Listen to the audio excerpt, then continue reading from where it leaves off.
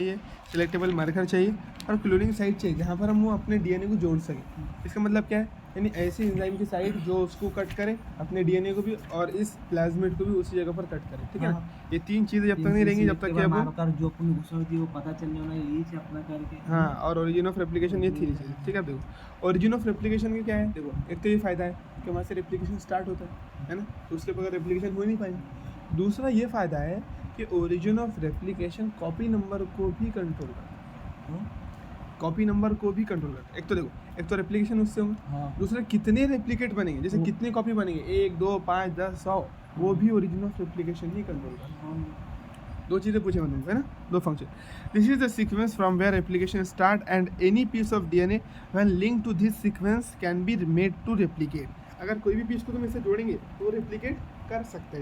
इसका मतलब इतना है, this is sequence from where replication start, यहाँ से रेप्लिकेशन ये वो सीक्वेंस जहाँ से रेप्लिकेशन स्टार्ट होता है ना। एंड एनी पीस, अगर किसी भी डीएनए के पीस को तुम यहाँ से जोड़ेंगे, when link to this sequence, जब तुम इससे जोड़ते हैं तो क्या होता है, वो भी रेप्लिकेट कर जाता है। Can be made to replicate within the host cell, किसके सेल में, होस्ट के सेल में। This sequence is also responsible, देखो ये लाइन है, this sequence is also responsible for controlling the copy number. यही सीक्वेंस, क्योंकि अलग बात है ना, थोड़ा अजीब बात है, अपन ने अभी तक ये नहीं पढ़े। अपन ने क्या पढ़े, भाई ओरिजिन ऑफ रेप्लिकेशन है तो रेप्लिकेशन हो जाएगी, हाँ नई लाइन है थोड़ी, पूछ सकता है। तो दो यूज हो गए, एक तो उससे रेप्लिकेशन स्टार्ट भी होता है, दूसरी चीज उससे कॉपी नंबर को भी कंट्रोल करना है, कितने बनाना है। हाँ, ये तुमको जितने ज़्यादा कॉपी बनाना है उस हिसाब से तुमको ओरिजिन ऑफ रेप्लिकेशन स्टार्ट करना है, चूज़ करना है ना। जितने ज़्यादा कॉपी नंबर तुमको बनाना है उतने ज़्यादा तुम क्या करो, बोलो, सॉरी, उतनी बढ़िया सी वो करो, क्या बोलेंगे, ओरिजिन ऑफ रेप्लिकेशन चूज़ करो। आगे बात समझ।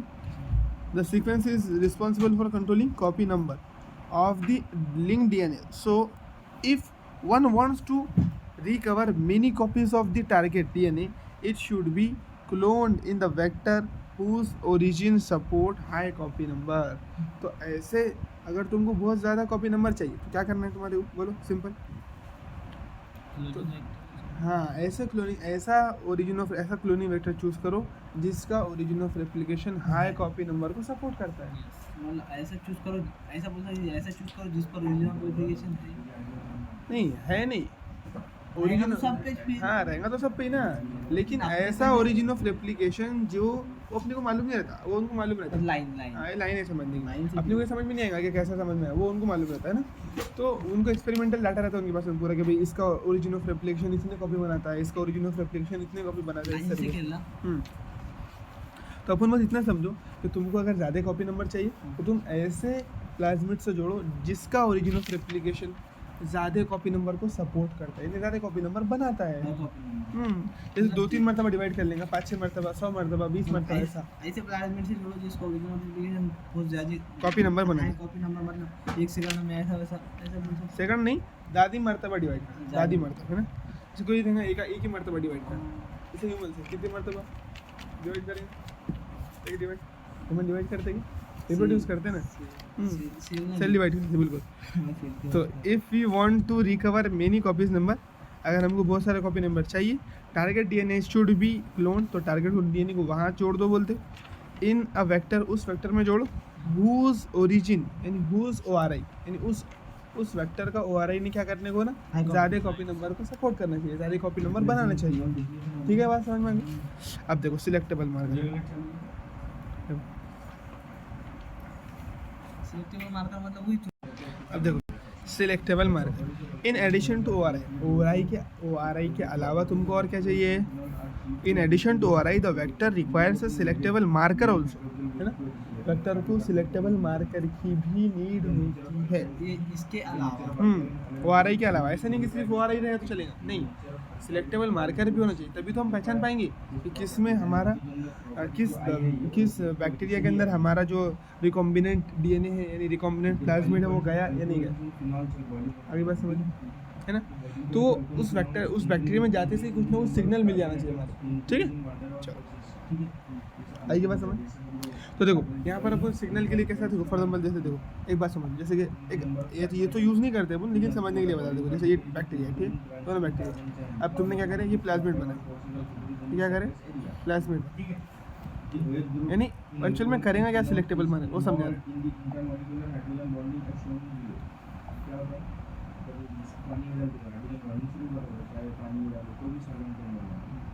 देखो ये दो क्या है तुम्हारे, वो है रिकॉम्बिनेंट डीएनए है ना, प्लाज्मिड। अब क्या हुआ, एक बैक्टीरिया में चले गया, क्या हुआ, चले गए, जैसे ही चले गया, देखो जैसे ही गया, जो मान लो इस बैक्टीरिया में चले गए, ये वाला जैसे कि वैसे रहेगा, ठीक है, और इस बैक्टीरिया में अंदर चले गया कौन, लो चले गए अंदर,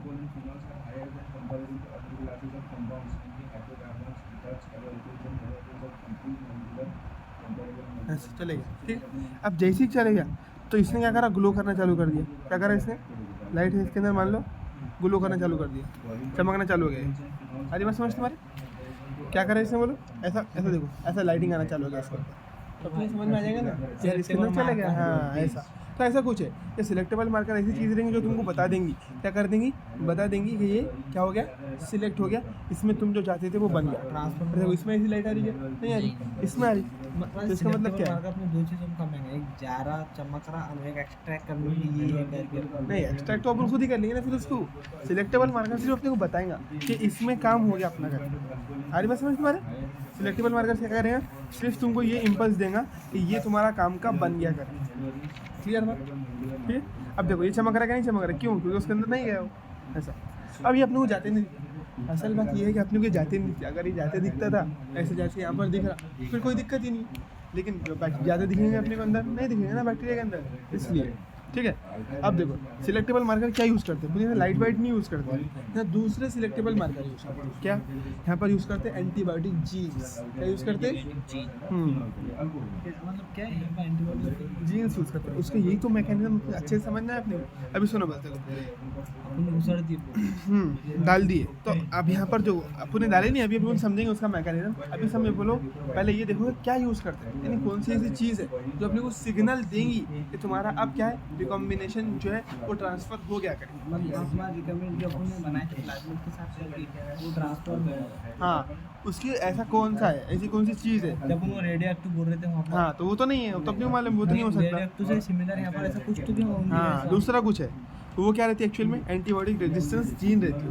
देखो in addition to ori the vector requires a selectable marker which help in identifying and eliminating non transformants and selectively permitting the growth of the transformant, हाँ जो क्या करे, नॉन ट्रांसफॉर्मेंट को ट्रांसफॉर्मेंट को पहचानने में मदद करे, ताकि अपन ट्रांसफॉर्मेंट को ग्रो करा सकें और नॉन ट्रांसफॉर्मेंट को नहीं ग्रो कराएंगे, अपने को मालूम, अपने को जो होना वही ग्रो कराएंगे ना, अपन कोई भी चीज़ ग्रो कराएंगे, बड़ी सी पेट्रीज बनाए उसमें डाल दिए, हाँ अगर उसमें जो ट्रांसफर होगा उसको ग्रो कराओ डबल, उसको उठा लो ऐसे एक्सट्रैक्ट कर लो, फिर बहुत बड़े कल्चर में उसको ग्रो करा लो, फिर डिवाइड जो नहीं हुआ उसको फिर ऐसे भी कर सकते हैं, हाँ फेंक दो उसको, जो नहीं जिसमें ट्रांसफर उसको निकाल के फेंक दो, बस वैसे ही करना है, तो इसकी डेफिनेशन होगी। हाँ लेकिन उसी लिए पहले अपने को मालूम तो पड़ना किस में ट्रांसफर हुआ किस में नहीं हुआ, कुछ चीज़ें हुई हैं इसलिए जिससे पता चलेगा, बिल्कुल बिल्कुल वही चीज़, उसी चीज़ को बोल सिलेक्टेबल मार्कर, जो चीज़ अपने को बताती कि भाई ट्रांसफ़र हुआ या नहीं हुआ, ठीक है ना। Transformation is procedure through which a piece of DNA is introduced in a host bacteria. Transformation क्या है बोलता, एक प्रोसेस है, ट्रांसफॉर्मेशन क्या है, एक प्रोसेस जिसके ज़रिए क्या होगा कि जो अपना डीएनए ना वो ट्रांसफ़र हो जाएगा किसके अंदर, होस्ट बैक्टीरियम के अंदर। You will study the process in subsequent, आगे तुम पढ़ने वाले इसको कैसा करते करें, ठीक है। Normally the genes coding resistance to antibiotic such as ampicillin, chloramphenicol, देखो आ गए, ये हो कौन से normally the genes coding resistance to antibiotic such as ampicillin, तो एम्पिसिलिन जीन, क्लोराम्फेनिकॉल और टेट्रासाइक्लिन, कैनामाइसिन, ये चार, एम्पिसिलिन, क्लोराम्फेनिकॉल, टेट्रासाइक्लिन और कैनामाइसिन, ठीक है। तो ये चार वो जीन्स है जो क्या करती है, देखो एक्चुअल में चार एंटीबायोटिक के नाम, एम्पिसिलिन भी एंटीबायोटिक है, कैनामाइसिन एंटीबायोटिक, मतलब क्लोराम्फेनिकॉल, ये सब एंटीबायोटिक है क्या? हाँ तुम पढ़ रहे हैं ना, ये जो चारों तुम पढ़ रहे हो ये एक्चुअल में इन किसके नाम है? एंटीबायोटिक्स के नाम है। क्या ये? एंटीबायोटिक्स। हाँ, एंटीबायोटिक के नाम है। लेकिन इसी एंटीबायोटिक के रेजिस्टेंस जीन है। जैसे फॉर एग्जांपल, जैसे अपन क्या करें, अपन नाम रखते हैं प्रोटीन। तो प्रोटीन को खाने वाली एंजाइम को क्या बोलते हैं अपन? पेप्सिनोजन बोलते कि नहीं बोलते? पेप्सिनोजन। तो अपन क्या देखो, अगर इंसुलिन बना, प्रोटीएजेस भी बोलते हैं। बिल्कुल देखो, जैसे इंसुलिन बनाने वाली जीन है, अपन ने क्या नाम रख दिया उसका? इंसुलिन। तो अपन ऐसे बोले ना, इंसुलिन बनाने वाली जीन।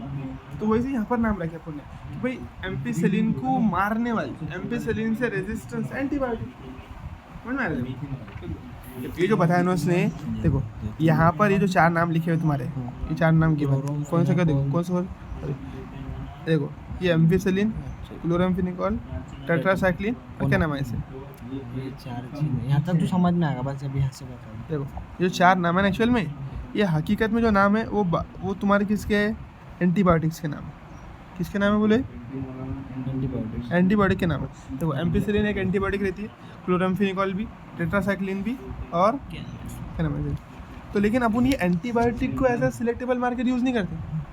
एंटीबायोटिक इनकी एंटीबायोटिक रेजिस्टेंस जीन, यानी बैक्टीरिया के पास में ऐसी जीन रहती है जिसकी वजह से उसको एम्पिसिलिन का कोई असर नहीं होता। इसको अपन एम्पिसिलिन बोलते हैं, एम्पिसिलिन रेजिस्टेंस जीन बोलते हैं। देखो अपन ये एंटीबायोटिक यूज़ नहीं कर रहे, अपन क्या यूज़ कर रहे हैं? बैक्टीरिया। अपन क्या यूज़ कर रहे हैं? सिलेक्टेबल मार्कर के तौर पर। अपन सिलेक्टेबल मार्कर के तौर पर यूज़ कर रहे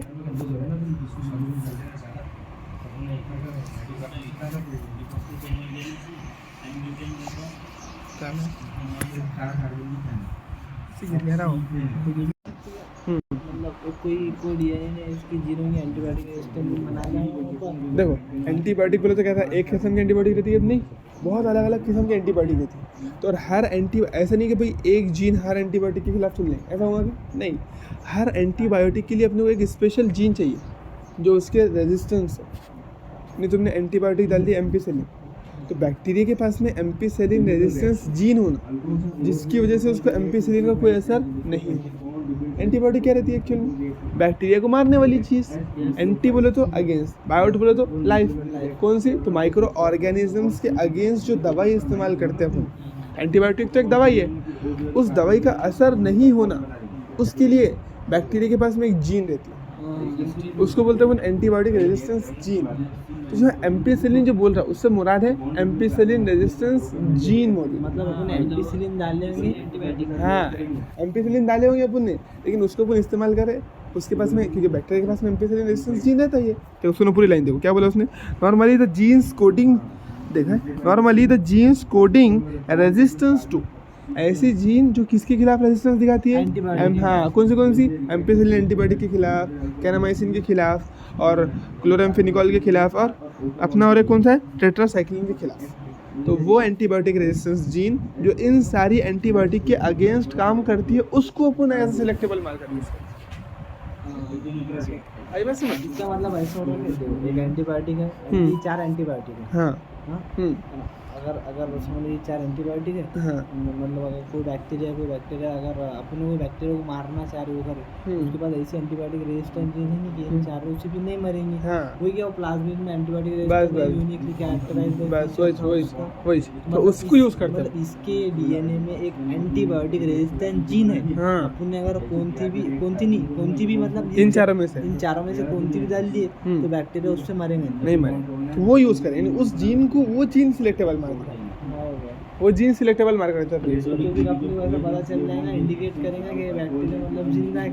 हाँ, अभी देखने वाले हैं ना उसके बारे में, अपन आने वाले हैं। जो मतलब जो बैक्टीरिया के पास नहीं रहेंगी, हाँ, वो इजीली मर जाएंगे। हाँ। फिर जो रहेंगी वो ग्रो मरेंगे।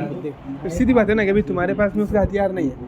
एंटीबायोटिक क्या है? एक, हाँ, एंटीबायोटिक मान लो एक तलवार है। एंटीबायोटिक क्या है? तलवार है। और एंटीबायोटिक रेजिस्टेंस जीन एक ढाल है। तो जिसके पास में ढाल रहेंगी वो बच जाएंगे, एंड जिसके पास में ढाल नहीं रहेंगी वो मर जाएंगे। इसका मतलब ऐसा भी हो रहा है कि मतलब अपने सिलेक्टेबल मार्कर तो ही चला, इंडिकेट कर रहा है, ये कर रहा होगा, लेकिन एक ये भी कर रहा, ये भी पहचानने में, ये भी सिलेक्टेबल मार्कर ही होगा ना? सिलेक्टेबल मार्कर ही है। हाँ ना, क्योंकि अपने को पहचानने में मदद कर रहे हैं ना, क्या तुम्हारा ये है करके। अभी समझेंगे वो कैसा मदद करते, लेकिन अब इतना समझो कि एंटीबायोटिक क्या है तुम्हारी, तलवार, और ढाल क्या है तुम्हारी, एंटीबायोटिक रेजिस्टेंस जीन, ठीक है। यानी जो मर गया इसका मतलब उसके पास में ढाल नहीं थी।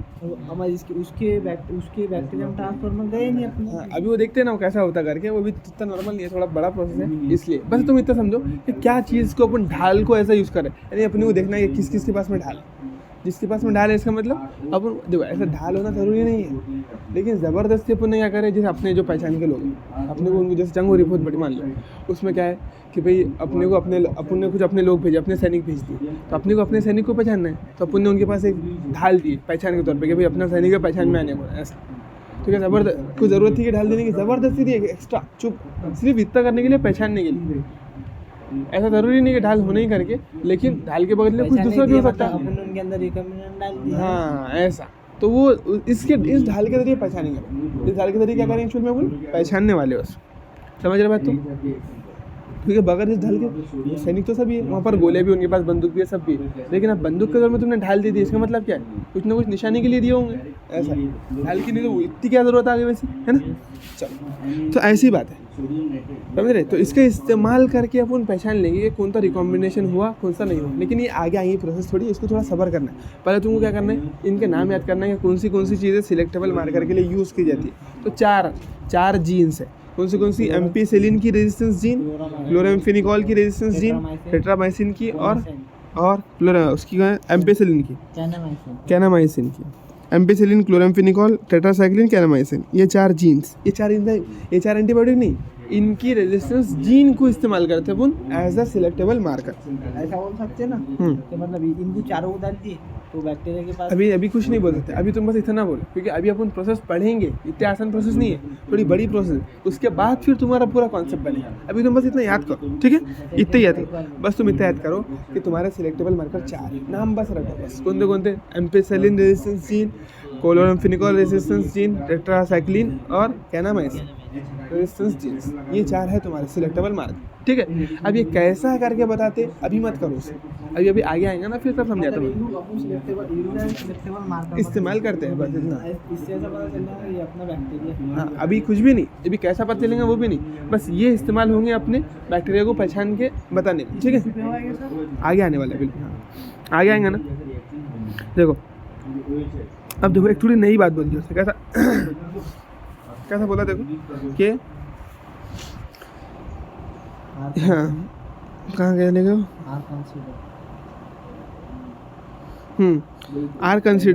Are consider useful selectable markers for E coli bacteria के लिए अपन यूज़ करते हैं, उसके प्लाज्मिड के लिए, ठीक है ना?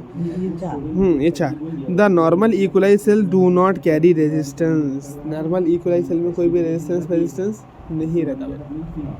तो देखो अगर नॉर्मल ई कोलाई में रेजिस्टेंस रहेगा, हाँ नॉर्मल ई कोलाई में पहले से अगर रेजिस्टेंस है तो फिर तो तुमने जो डाले वो पहचान ही नहीं पाएंगे, तुमको तो प्लाज्मिड डालना पड़ेगा। तुम्हारे पास में क्या है, ऐसा प्लाज्मिड है जिसके ऊपर ये रेजिस्टेंस जीन है ना?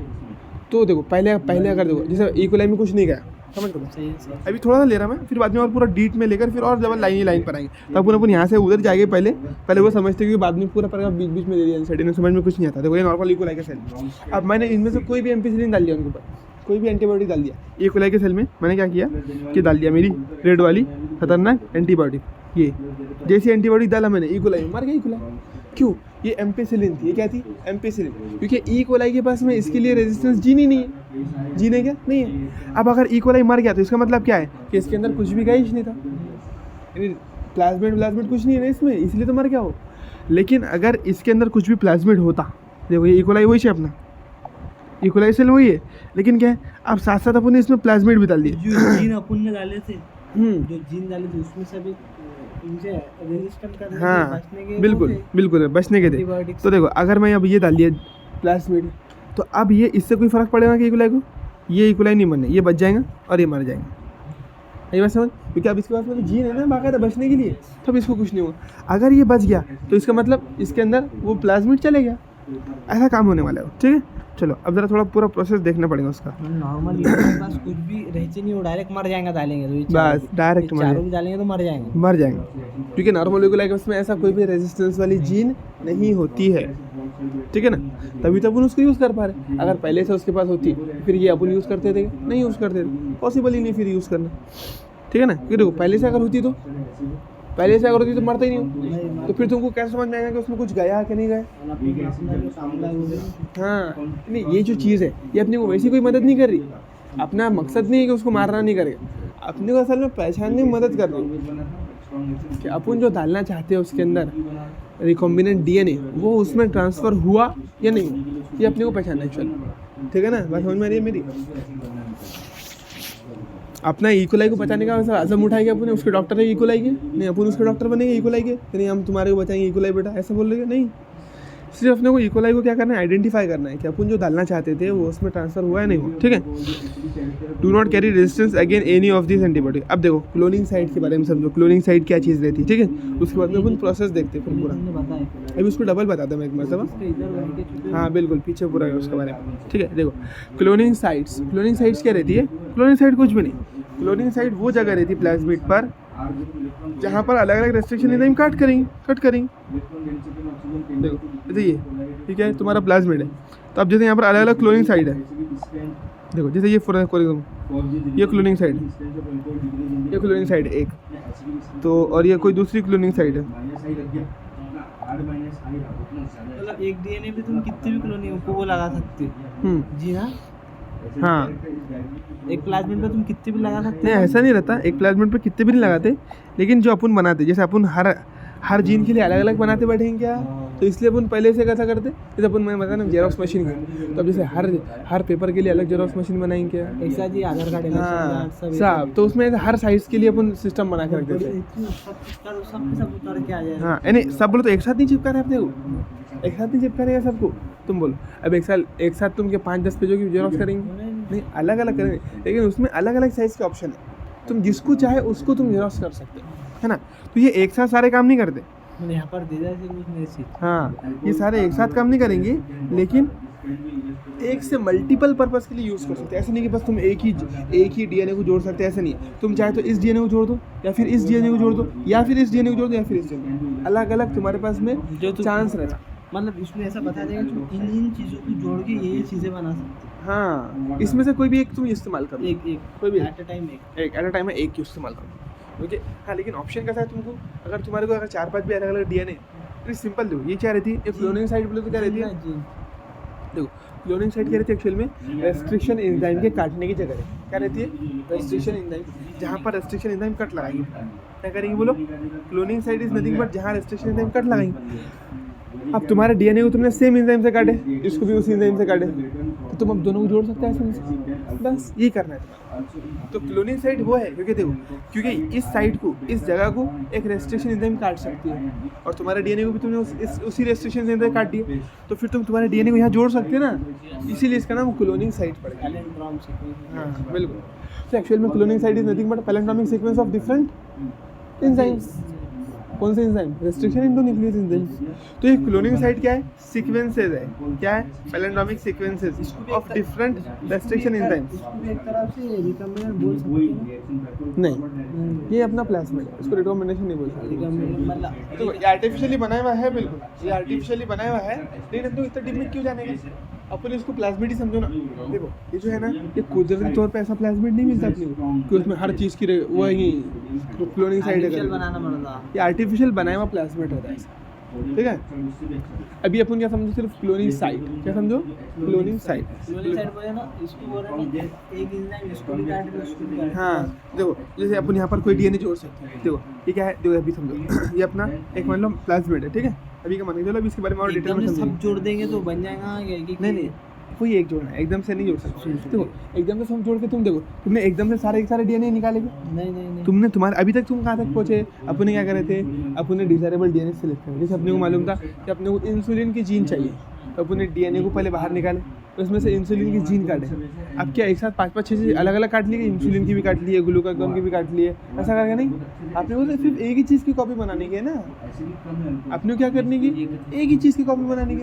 अपने को बहुत सारी चीज़ की कॉपी बनाने की नहीं, जब बहुत सारी कॉपीज नहीं बनाने की अपने को, तो फिर बहुत सारी एक साथ क्यों जोड़ेंगे। मतलब इसका मतलब यहाँ पर ऐसा बोला उसने कि तुम मतलब इतने लगा के ऐसा कर सकते हो।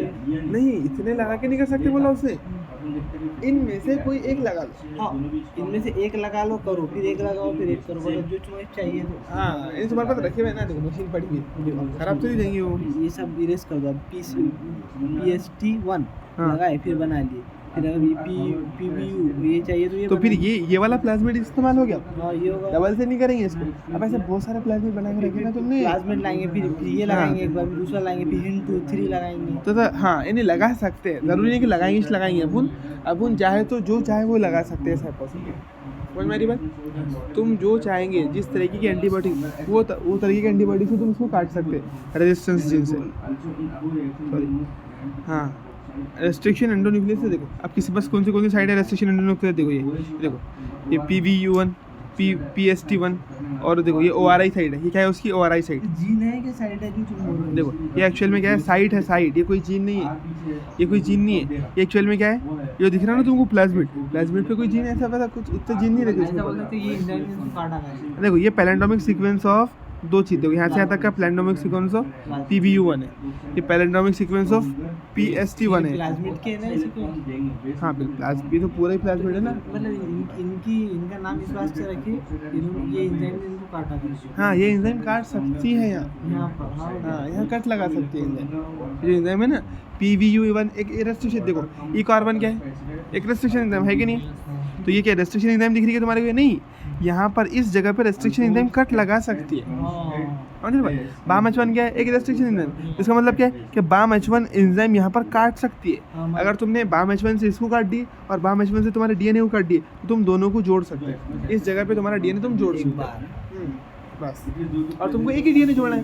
एक मतलब हम एक ही चीज़ की कॉपी बनाएंगे ना, एक साथ सारी कॉपी बना लेंगे, तुम अलग अलग चीज़ों की। अब वो जेरॉक्स निकाल लो, तो एक तो आधार कार्ड की निकाल लो, एक तो फिर इलेक्शन कार्ड की, पैन कार्ड की, किसी भी एक चीज़ की निकालो ना। सबके साथ एक साथ निकालेंगे क्या, नहीं निकालेंगे। तो बहुत सारी कॉपी अपने को किसी एक ही DNA की बनानी है। तो अपन क्या करेंगे, उस DNA को जैसे BAM-H1 से काट दिए, BAM-H1 से उस DNA को काट दिए, और इस प्लाज्मिड को भी BAM-H1 से काट दिए, तो यहाँ से खुल जाएंगे DNA। ये जो प्लाज्मिड यहाँ से खुल जाएगा, यहाँ से खुल गया, देखो ऐसा खुल गया, और ऐसा खुल गया, ऐसा खुल गया पूरा। चलो ऐसा खोल देते इसको, तो ये खुल गया, ये खुल गया पूरा, ऐसा यहाँ से खुल गया, ये खोल डाले पूरा, इसको खोल डाले बस, ये खोल डाले यहाँ से, लो बस, बढ़िया खोल दिया प्लाज्मिड पूरा। अब क्या करे, तुमने BAM-H1 से इसको भी काटे थे कि नहीं, लो लाओ इसको जोड़ देते, जोड़ दिए, बन गया प्लाज्मिड कॉम्बिनेंट। ये 17 जोड़ने की जरूरत नहीं, ये सब छोड़ दो, बस डाल दो, ये हो गया अपना रिकॉम्बिनेंट DNA बन गया। क्या बन गया अपना रिकॉम्बिनेंट DNA बन गया। ये डायग्राम से क्या पूछ सकते हो? अभी वो सब आएंगे अपन पूरा देखने वाले डायग्राम को अच्छे से, ऐसा नहीं है अभी छोड़ देने वाले। अभी सिर्फ तुम क्या समझो, क्लोनिंग साइट किसको बोलते हैं, अभी क्या समझ रहे अपन, क्लोनिंग साइट। तो उन मोटी मोटी जो 3 चीज़ें दिए थे ना वो समझे, फिर पूरी प्रोसेस देंगे, फिर उसके बाद में इस डायग्राम से क्या क्या क्वेश्चन आ सकते हैं, क्या क्या ट्रिक वगैरह से पूरी डायग्राम याद करेंगे, फिर आगे बढ़ेंगे। अंडरस्टूड। ये क्या है फिर, इसको क्यों आता है बेटा, क्लियर हो गया।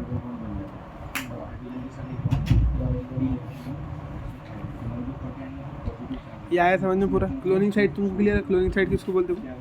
क्लोनिंग साइट का मतलब ये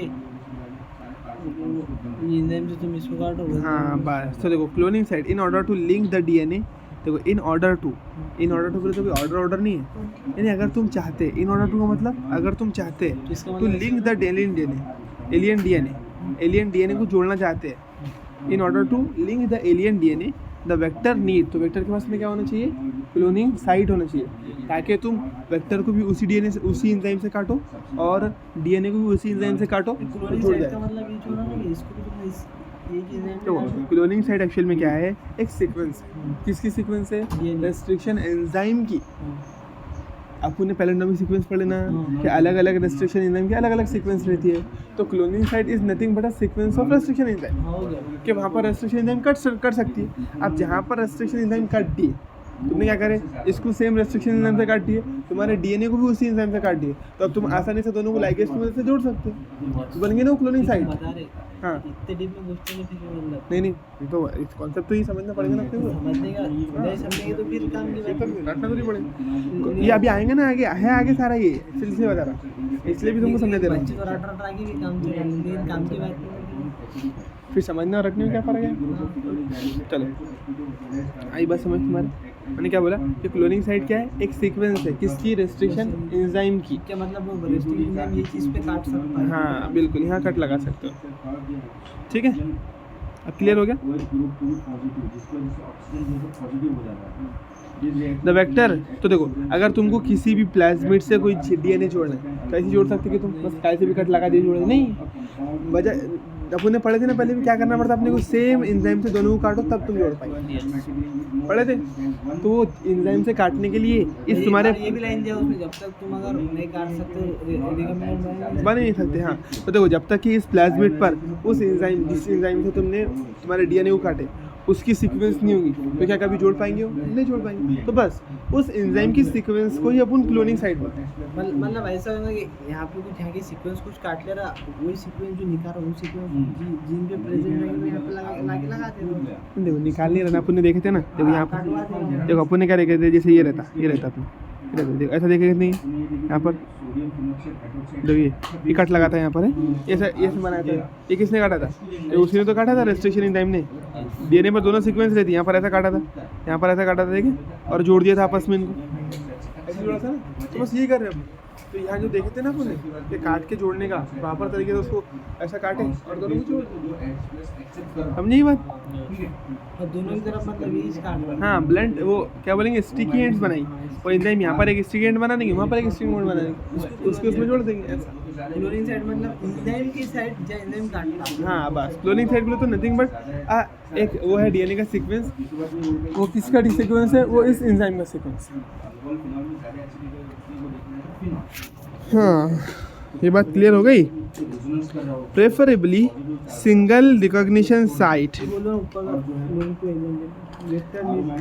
हाँ देखो in order to link the alien DNA को जोड़ने के लिए क्या होने को ना, the vector need to have very few preferably single recognition site. तो अभी ये सिंगल वाली बात है, क्या बोला, देखो अगर तुम जोड़ना चाहते हैं तो तुम्हारे वेक्टर के ऊपर एक ही, देखो एक ही बोले तो एक एंजाइम के लिए एक ही चाहिए, जैसे तुम्हारा ये वेक्टर है।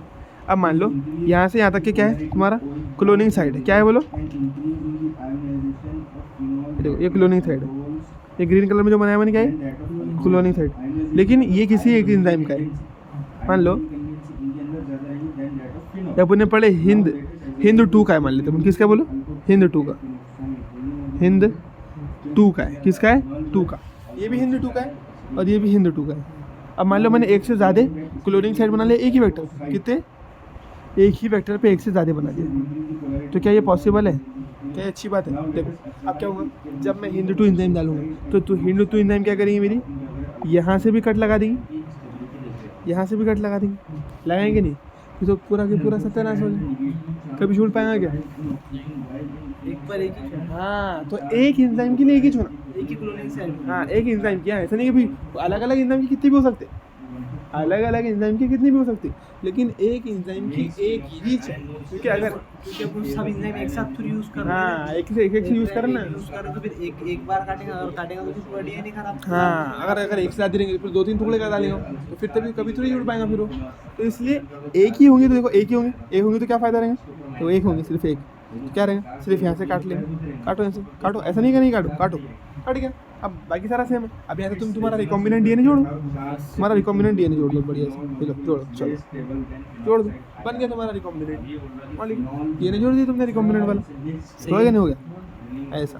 तो ये समझा रहा बात है, ये देखो ये रिकॉम्बिनेंट डीएनए जोड़ दिया अपने यहाँ ऐसा, ये अपना क्या बन गया, अब रिकॉम्बिनेंट प्लाज्मिड बन गया अपने से।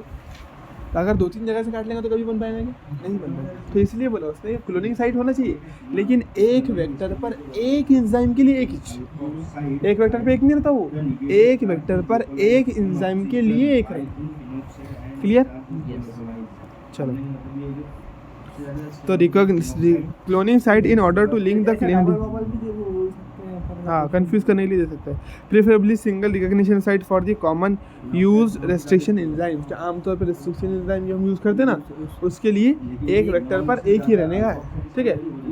एक एंजाइम के लिए एक वेक्टर पर एक एंजाइम के लिए एक वेक्टर पे अलग अलग एंजाइम के लिए बहुत सारे हो सकते हैं, ठीक है। देखो presence of more than one recognition site will within the vector will generate several fragments which will complicate the gene cloning। अगर बस ये रीज़न बन सकता है। हाँ बस बन सकता है ना क्या, हाँ बिल्कुल बोल सकता। तो ऐसा चेंज बोल देगा तुम्हारे को कि एक वेक्टर पर एक एंजाइम के लिए एक ही क्लोनिंग साइट होना, सही बात है, पर क्यों होना, रीज़न बढ़िया दे सकते हैं इसको। हाँ यहाँ पे ऐसा बोल सकता ना, देखो देखो क्या बोल रहा है, vector need to have very few preferably बंद कर दी, हाँ प्रेफरेंस सिंगल रिकॉग्निशन सीक्वेंस और कॉमन मतलब एक रेस्ट्रिक्शन एंजाइम, इसका मतलब ऐसा हो रहा एक प्लाज्मिड पर एक रेस्ट्रिक्शन एंजाइम के लिए एक ही साइट रहेंगी, बिल्कुल। हाँ, अगर बाद में पूरा प्रेजेंट मोर देन वन, अगर इसका ये होगा सर हाँ बाद में रीजन बोल सकता, अगर इसके बहुत सारे रहेंगे तो बोलते तुम्हारे जीन के बारे में कम हो जाएगा, वही तुमने बोले हाँ फ्रैगमेंट टुकड़े हो जाएंगे ना बहुत सारे, फिर पूरे टुकड़े हो जाएंगे ना, कंप्लीट हो जाएगा ना।